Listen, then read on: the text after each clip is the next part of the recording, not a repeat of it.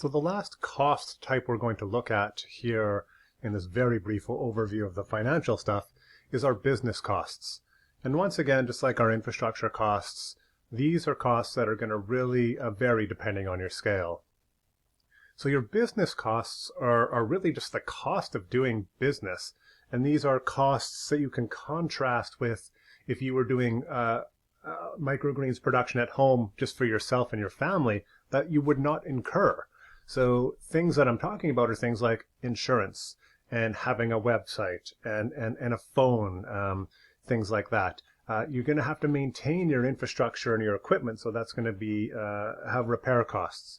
You're probably going to pay a business license. If you're using PayPal or Square or something else, there's going to be costs that you incur with that. And, for example, if you're going to be organic, you're going to have an organic certification costs. So these are what I call the costs of business. And these are sort of the costs that I think really speak to the importance of choosing the right scale. Because, your insurance costs, whether you're selling $5,000 a year or $100,000 a year, will probably be about the same. Now, it'll go up as your sales go up at certain amounts, but things like that and your website and your phone costs are pretty set costs. And so you need to think about this in terms of your business, what scale you need to be at in order to make this viable. And it's these business costs that are often very, very much forgotten in the whole planning concept. So I bring them first and foremost to the front here because these costs are also the things that give you a bit of protection, and they're also strong marketing tools. I think a lot of people are running small-scale microgreens businesses without insurance, for example. And the reality is running a business without insurance is very risky.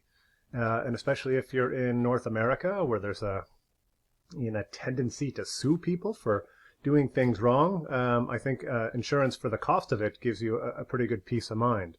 And other things, like PayPal can chip away at your profits by adding an extra cost to everything you sell or to a certain amount of things you sell. So this will affect you more or less depending on how you're selling. If you're selling to lots of restaurants versus lots of farmers markets, for example, your fees are going to change. So this is really important to keep in mind. These costs are all a part of the crop planner as well, so they're put in there, and you can change these as they meet your needs. And I think it's important to realize that some of these costs might be things that bring you personal benefit as well.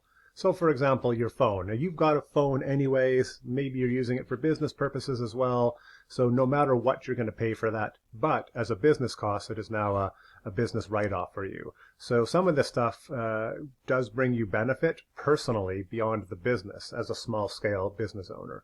So these are really important things to keep in mind, and there's a much more detailed list within the crop planner that we'll take a look at.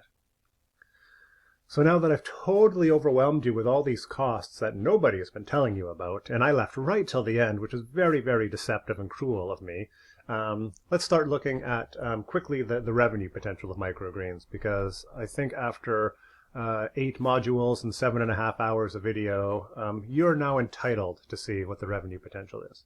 So let's get into that next.